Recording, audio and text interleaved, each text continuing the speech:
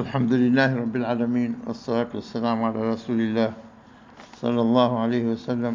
رب اشرح لي صدري ويسر لي أمري واحلل عقدة من لساني يفقه قولي. أما بعد، إن شاء الله tajaribu kuelezea katika surati al-Hajj aya ya 39 na kama tutaweza pia aya 40, lakini lazima tuunganishe na aya يا 38. أعوذ بالله من الشيطان الرجيم. بسم الله الرحمن الرحيم. إن الله يدافع عن الذين آمنوا إن الله يدافع عن الذين آمنوا إن الله لا يحب كل خوان كفور. أذن للذين يقاتلون بأنهم ظلموا وإن الله على نصرهم لقدير. الذين أخرجوا من ديارهم بغير حق إلا أن يقولوا ربنا الله ولولا دفع الله الناس بعضهم ببعض لهدمت صوامع وبيع وصلوات ومساجد يذكر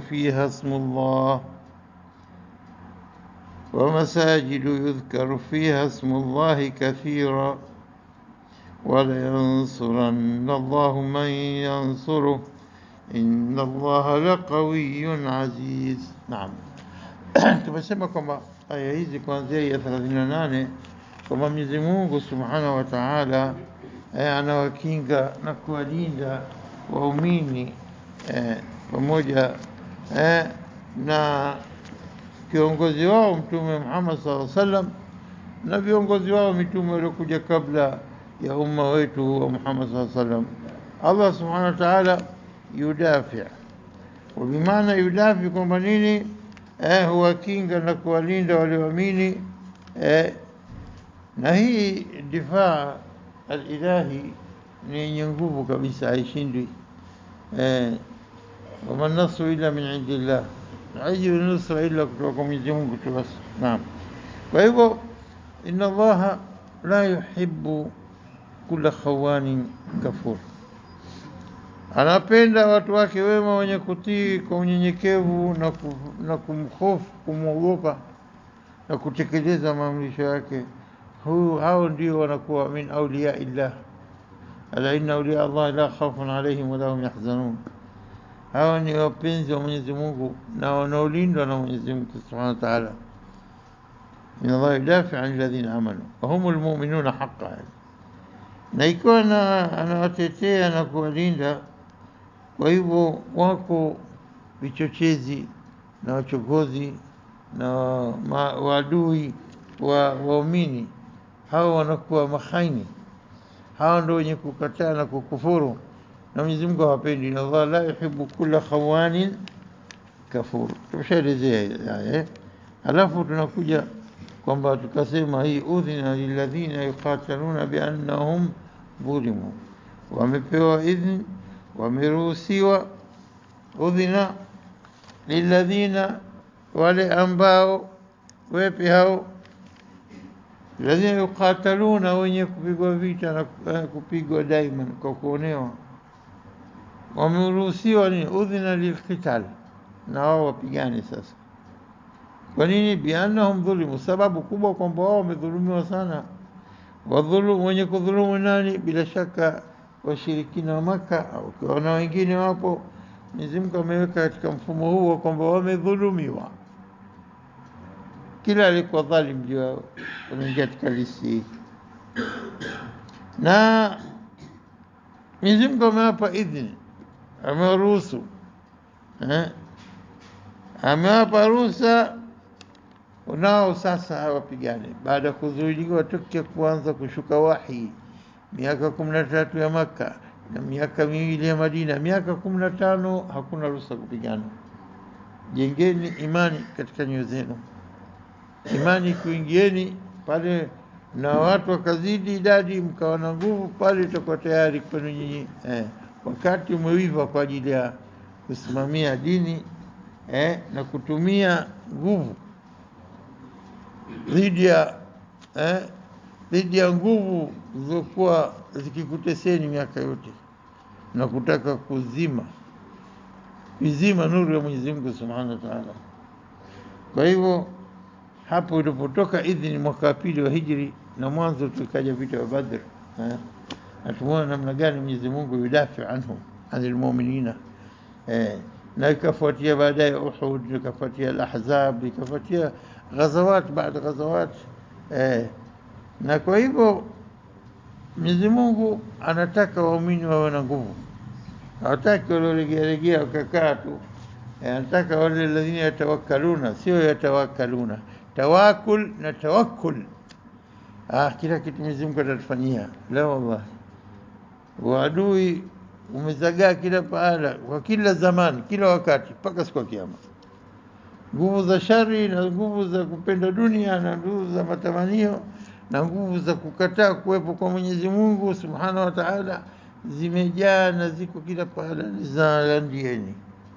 Kwa hivyo siku zote mwesahi, wa'idu lahum mastata'tum min quwwa, itayarisheni kwa nguvu za kutosha mlizokuwa nazo. Halafu tizame pati itakayofanywa na Mwenyezi Mungu baada, hata mkiwa dhaifu vipi, kwa mujibu wa nguvu zenu, na Mwenyezi Mungu yuayidukum binasrihi, kwa ushindi wake. Kwa hivyo Mwenyezi Mungu Subhanahu wa Ta'ala alipotoa idhini hii, kajua kwamba sasa hivi ni wakati tayari waweza kupigana. Na kwa Mwenyezi Mungu angekuwa anataka mwenyewe tu peke yake, qaul kun fayakun natosha. Lakini je, inafaa waumini kwa wameregea tu, wakikaa wakilala tu, hamna shahama, hamna kuwa, hakuna ushujaa, hakuna la, haiwezi kuwa abadan. Abadan, lazima waumini wana nguvu, halafu nusra Mwenyezi Mungu inaingia kati. Wa fa inna Allah ala nasrihim laqadir, idha qala kun fayakun, chochote kile kitakuwa. Lakini la, nataka kuwalea waumini katika kujitegemea nafsi yako na kuwa kitu kimoja, tetea dini yako. In tansurullaha baadaye nitakuwa yansurkum, kinusuru Allah na yeye atakunusuruni. In tansurullaha yansurkum wa yathabbit aqdamakum, na nyoyo zenu wathibitisha. udhina alladhina yuqatiluna bi annahum dhulimu wa inna Allaha ala nasrihim laqadir. Kwa hivyo ujue kwamba wamepewa ruhusa ya kupigana, lakini Mwenyezi Mungu hawaachi peke yao, lazima anakuwa pamoja nao katika kila hatua za kuonesha al-izzatu lillah, kwamba utukufu na nguvu ni za Mwenyezi Mungu. Taib, kwa nini ukitizama kwamba inna Allah yudafi'u, anatetea na kuwalinda na kuwakinga, halafu kwa hivyo sasa madha na kinga, sasa hivi nyinyi nendeni, udhina, wamepewa idhini, wamepewa ruhusa ya kupigana. Na kama tulivyosema, sio umira, walikuwa wanangojea idhini wao, na Mwenyezi Mungu anatafutia the right time. Idhini mmepewa, yani mnahamu nyinyi mtaka kufanya, lakini hamjaruhusiwa. Kabla hapo hakuna ruhusa kupigana kabisa. Kwa hivyo wanaifanya na kufanya kitendo cha makosa makubwa katika dini. Mimi sijaruhusiwa bado. Waumini waliotoka Madina walikuja kukutana na Mtume sallallahu alaihi wasallam katika bai'atul Aqaba, na unakuwa tena mwaka 12 mshapita tokea kwanza kushuka kwa wahi, bado mwaka ili apate kuhajir. Baada wale waliokuja kutoka Madina kuja kufanya hija, wakasikia kuna mtume mpya amekuja, wakakutana naye Mina, wakajua kwamba huyu ni mtume wa kweli, wakaamini. Mwaka mwanzo, mwaka 11 ilikuwa baada ya kushusha kwa wahi, yani katika miaka ya Makka. Wakaja watu kidogo, sio 12 hivi.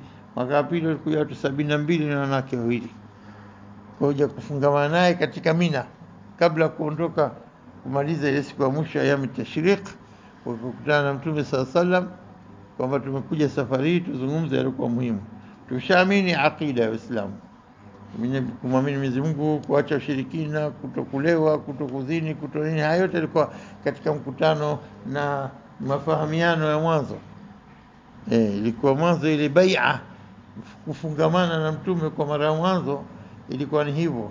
bai'a ya pili bai'at al-aqaba inaitwa athania, ndio walikuja watu 70 na walisuggest wao, ya Rasulullah, unaonaje kama sisi tuko na nguvu, sisi pamoja na watu wako walioamini, wacha tujaribu tuwaue hawa vigogo wanatuzuia katika dini. Kambela lan umar baadi, sijapewa amri bado, lakini basi haya tunakukaribisha, njoo tutakulinda kama tunavyolinda watoto wetu na wake zetu, njoo Madina na sisi tutakupokea.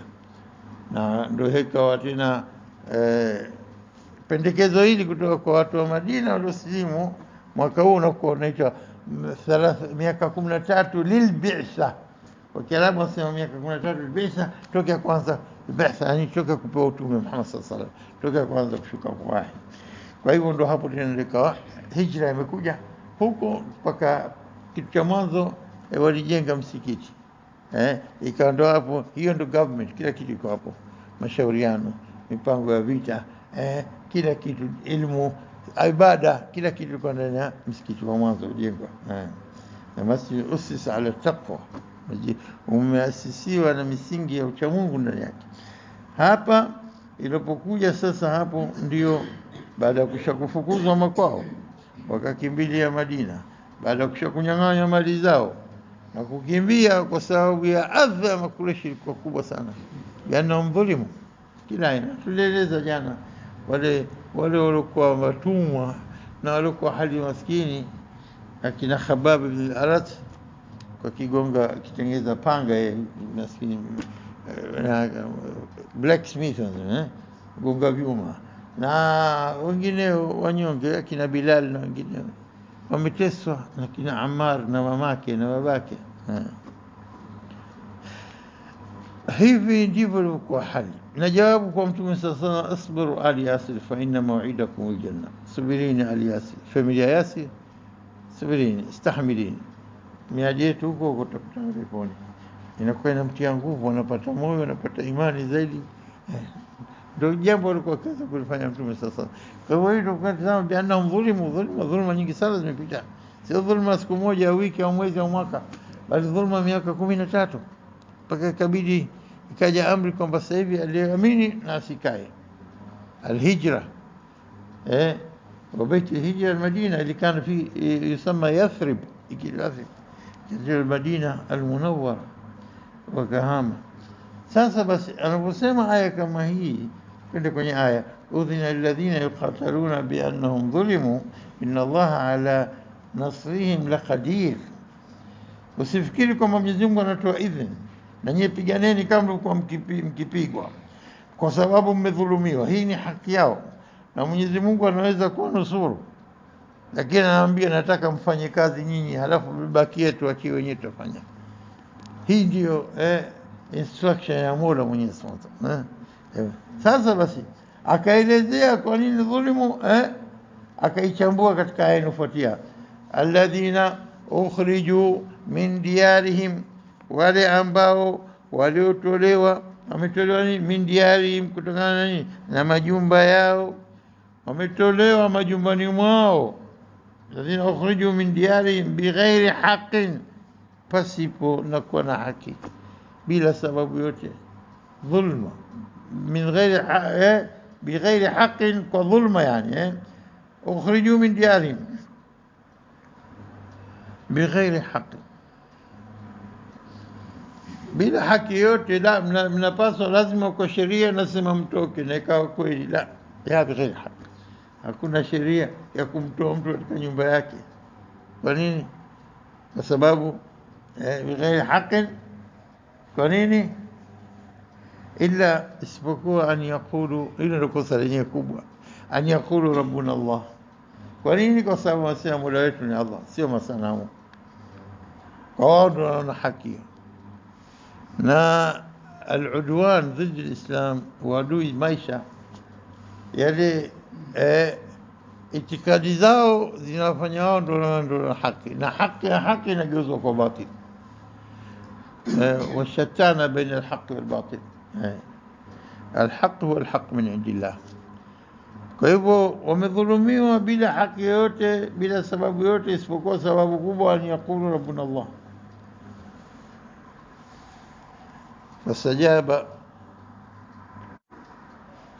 fastajaba lahum rabbuhum. Tukitazama katika sura Al-Imran aya za mwisho kule, Mwenyezi Mungu akawaitikia wale walikuwa wakiomba, inna fi khalqi samawati wal ardi wa ikhtilafi al-layli wan nahari ayatin lil albab alladhina yadhkuruna Allaha qiyaman wa qu'udan ala junubihim. Hao wanamuomba Mwenyezi Mungu rabbana ma khalaqta hadha batila rabbana subhanak faqina adhaban nar. Na dua zilizofuatia baada ya kilipokuja jawabu kwamba majibu yote wale maombi yao, fastajaba lahum rabbuhum. Kwa nini kasema Mwenyezi anni la udhi'u amala amilin minkum, sipotezi amali ya yote mwenye kufanya amali yake, ikiwa mwanamume min dhakarin, ikiwa mwanamke au untha, ba'dhukum min ba'dhin, yote sawa sawa tu. Falladhina hajaru, Mwenyezi Mungu anasema wale hajiri kutoka Maka kwenda Madina, halafu ndio ikatoka idhini ile, falladhina hajaru wa ukhriju min diyarihim, na wakatolewa majumbani mwao. Ndio hapa anasema kosa gani waliofanya? Alladhina ukhriju min diyarihim bighairi haqqin illa an yaqulu rabbuna Allah. Haki kubwa na haki liko sahihi hasa la ilaha illa Allah. Kwa hivyo hawa wa ukhriju min diyarihim wa udhu fi sabili. Naona hapo inaposema aya hii wa udhu, na wakapata maudhi makubwa katika njia yangu, katika kuamini yangu, kwa kusema rabbuna Allah, waudhu fi sabili, halafu wakatalu wa kutilu, wakapigana na wakafa shahidi, wakati wakafa. Kwa hivyo Mwenyezi Mungu anatajia hapa kwamba la ukaffiranna anhum sayiatihim, makosa yao yote nitawafutia, nitawasamehe, wala udkhilannahum jannat, na nitawatia peponi tajri min tahtiha al-anhar. Hii itakuwa ni malipo kutoka kwa Mwenyezi Mungu, thawaban min indillah, na kwa thawabu kutoka kwa nani? Kwake Mwenyezi Mungu Subhanahu wa Ta'ala. Wallahu indahu husnu thawab, thawabu njema kabisa, malipo mema kabisa yako kwa Mwenyezi Mungu. Kwa hivyo tukitazama aya hii ya mwisho ni 195 ya Al-Imran, alafu kachukua zile points ambazo zimetajwa katika aya hii, alladhina ukhriju min diyari bighairi haqqin illa an yaqulu rabbuna Allah. Na kama tunakwenda katika Ghafir aya 28, Ghafir aya 28, yule rajulun mu'min min ali fir'auna, rajulun mu'min alimwamini Musa, akaja anawaambia watu wake kwamba waqala rajulun mu'min min ali fir'auna, anasema nini? Yeye kwanza kaficha imani yake, yaktumu imana. Anaambia ataktuluna rajulan, anaambia watu wa Firaun, mnamua mtu, ataktuluna rajulan an yaqula rabbi Allah. Bas kosa kubwa alifanya. Kwa nini? Kwamba kasema mola wangu ni Allah. Ataktuluna rajulan an yaqula rabbi Allah waqad ja'akum bil bayinati min rabbikum, amekuleteni dalili zilizo wazi kabisa kutoka kwa mola wenu mlezi. Hebu tumieni nyinyi akili zenu. Ameleta bayanati, ameleta bayinati kutoka kwa mola wenu alokumbeni nyinyi. Wa in yaku kadhiban, kama yeye ni muongo, mwacheni na uongo wake, fa alayhi kadhibu. Nasi akae na uongo wake, mnakosa gani? Mna hasara gani? Hamna hasara. Wa in yaku sadiqan, na ikiwa kweli indhari zake, maonyo yake makali, kuna moto mkali huko, wa in yaku sadiqan, itakuwa nini? Yusibkum ba'dhu alladhi ya'idukum, alokuahidini atakufikeni, basi atakufikeni, yatakusibuni.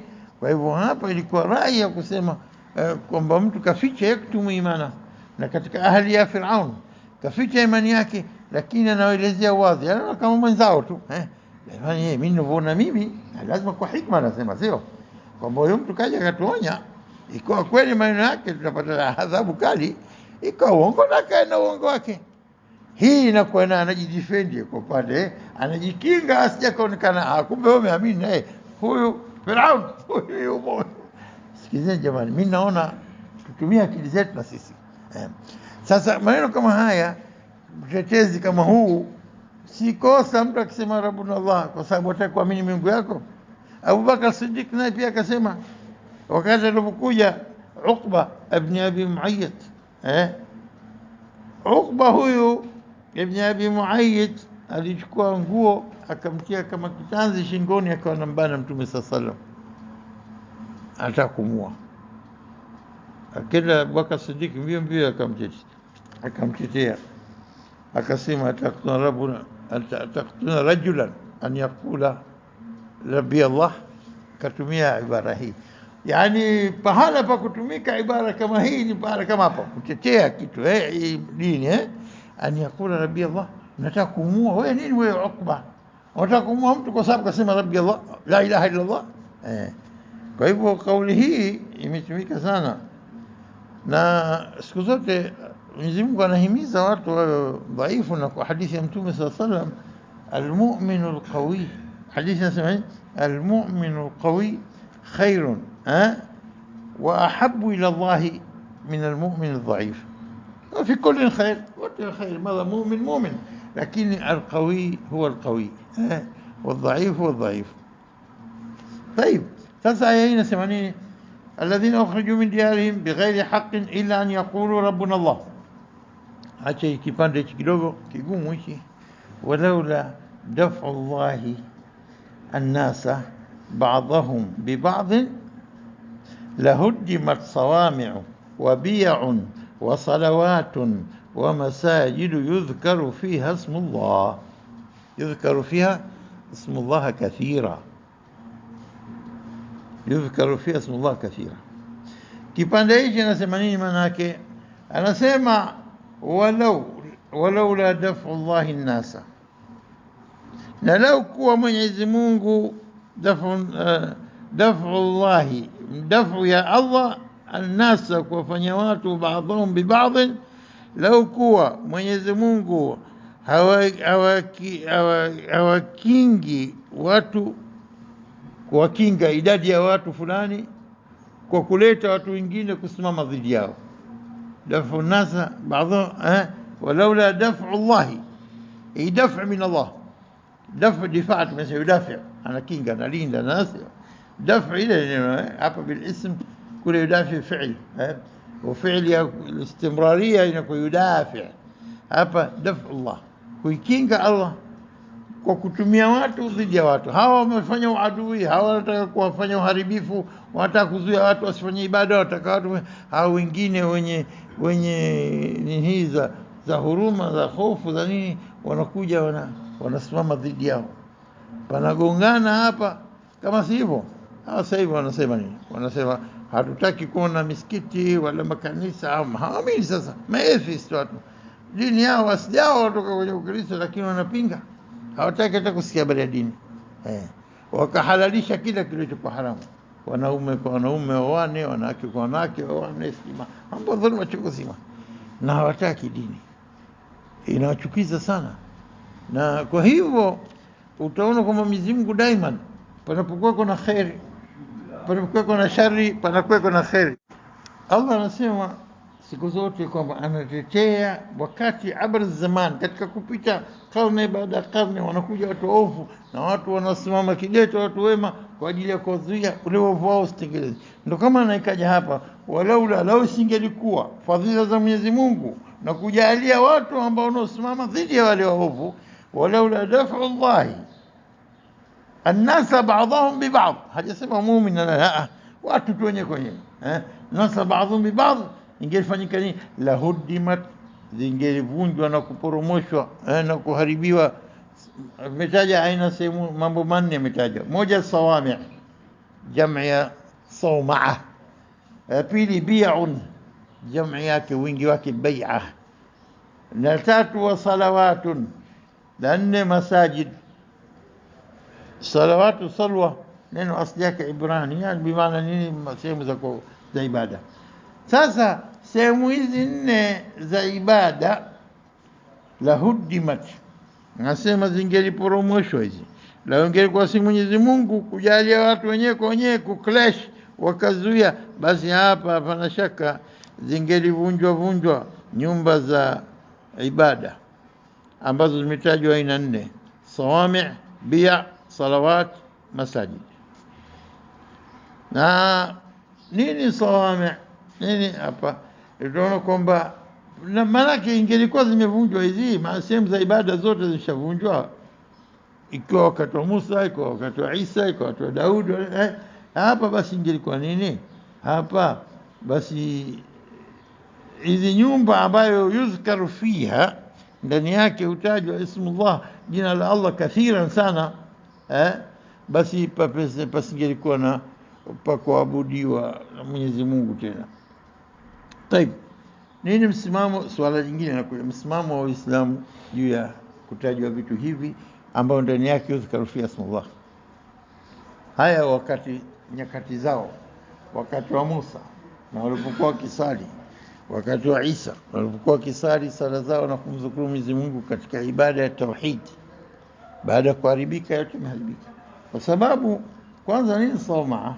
Wanasema sawma, sawami' ni sehemu ambazo kwa kizungu wanaita monasteries. Monasteries, sehemu za ibada, inaweza kuwa secluded, yani kwa mbali katika majabali, katika hapo wajenga manyumba yao, watawa na monarch na nani, monks wanakuwa wanakaa kule kwa kufanya ibada zao mbali na watu, mu'tazilina anin nas, munazilina anin nas, wamejitenga na watu. Kwa hivyo soma ambayo ni soma sawami' ni ibada za nani? أماكن العبادة المنعزلة التي يتعبد فيها الرهبان والزهاد.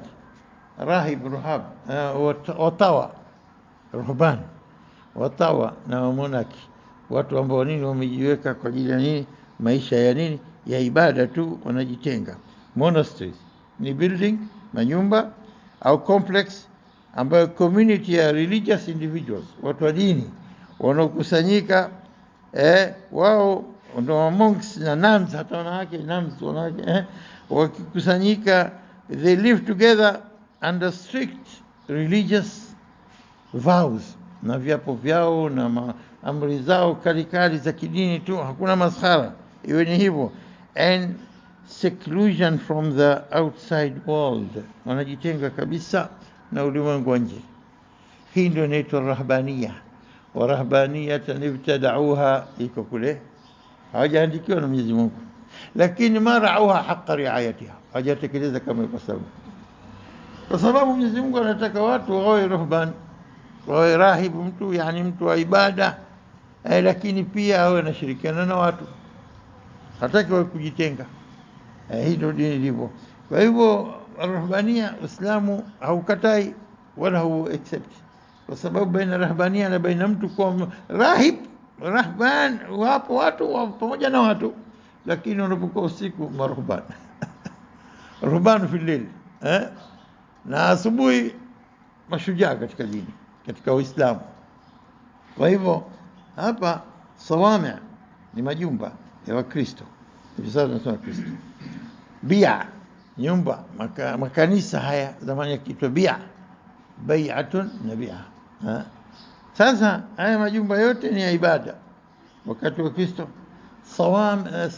Salawat sio sala za jamii ya salawat, la salawat sulwa, bimaana nini? Na synagogue ya Mayahudi zama za Musa alayhi salam, haya synagogue ndio inaitwa sawami' na masajidi ya waumini. Sasa je, hawa naam, nyakati zao walipokuwa wanafanya ibada, wakimpokesha Mwenyezi Mungu, wakifanya ibada sasa kama hivi tunafanya sisi. Maal ayam, siku zilizopita na nini, watu wakaanza kubadilisha, wakashirikisha Mwenyezi Mungu, ikawa ile value ya majumba haya ambayo ndani yake yuzkaru fiha ismullah kathira imeondoka value ile. Ilipoondoka value ile, imebidi Mwenyezi Mungu alete mtume mwingine, wa huwa Muhammad sallallahu alaihi wasallam. Kuja kwa Muhammad sallallahu alaihi wasallam kumebatilisha kila ibada ilikuwa ikifanywa kule. Na ndio kwa maana tunaposoma katika nini, kwamba katika sura nini, juzu ya 6 kuingia 7, wa sami'u, tunaposoma katika aya ya Al-Maida, latajidanna ashadda an-nasi adawatan lilladhina amanu al-yahuda walladhina ashraku, Yahudi na wale waliomshirikisha Mwenyezi Mungu wana uadui wa hali ya juu kabisa. Walatajidanna, na utaona aqrabahum mawadda, wenye mapenzi wa karibu na waumini, lilladhina amanu, kwa wale waamini, alladhina qalu inna nasara, wale waliosema sisi manasara, na kina kama Rahib Bahira na wengineo walikuwa wakisubiri wahi mpya kwa mujibu wa vitabu vyao vinavyosema. Dhalika bianna minhum qissisin wa ruhban, ndani yake mna makasawisa na maruhban, wamuna kina na watawa ruhban, wa annahum la yastakbiruna wa takabbar, wa idha sami'u, iliposhuka Qur'ani na waliposikia, wa idha sami'u ma unzila ila rasul, pale utaona tara ayunahum tafidhu min ad-dam, utaona namna gani macho yao yanacheza nini, machozi, mimma arafu min alhaqi, arafu min aina, kutoka vyao, mimma arafu min alhaq. Hapa wanasema yaquluna rabbana amanna, wanaamini haraka, faktubna maa shahidin, tuandike pamoja na wenye kushuhudia. Inshallah tasimama hapa, tuendelea biidhnillah. Hadha wallahu a'lam.